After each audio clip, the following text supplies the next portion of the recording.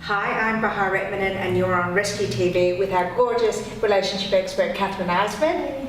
Hello. It's Jingle Bells. It's Jingle Bells. And we are up to our eyeballs in relationship obligations and commitments, not just between us and our partners, but family and all sorts of relationships. It's true. I mean, the silly season is really silly. Really silly, exactly. And you know what people don't realise is that it's meant to be the happiest time of year, and for some people it is, but more relationships consider going through divorce or separation during the Christmas silly season than any other time of the year. So you really have to be on guard that your relationship is in a vulnerable position. And there are things that you can do to kind of navigate that.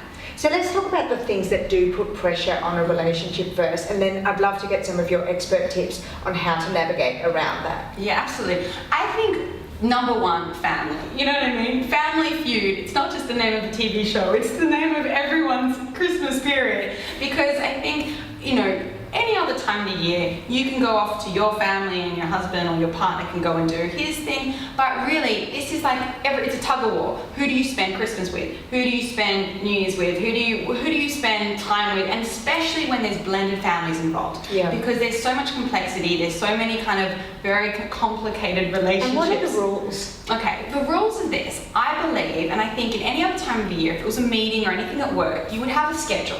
So why not, when it comes to such a busy time in your social career, have a schedule? And I believe, like, looking through what you have to do, what are your obligations, and saying, all right, these are things that I want to attend. Like, literally put them in your diary.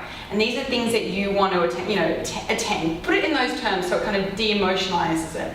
And then say, okay, what do we need to go to together? Is this even? Am I going to 15 of your family things and you're coming to one of me, and then do I resent you for that? And trying to balance that out so that you have a workable plan, and then saying, okay, this is a slightly complicated situation. My mother's new boyfriend or whatever it is going to be there. This is the thing. Can you help me navigate that? Can you enlist your partner as your ally in these tough situations rather than them being another foe?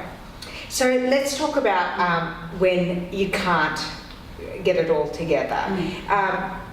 Is it rude to split Christmas Day between two families? What are the rules of engagement here? Rules of engagement, exactly. So it doesn't end up in the rules of divorce. Well, I think that you should be together as a couple for big events like Christmas Day or New Year's Eve or whatever it might be. I think that both satisfying your family's obligations above your couple relationship obligations is a mistake.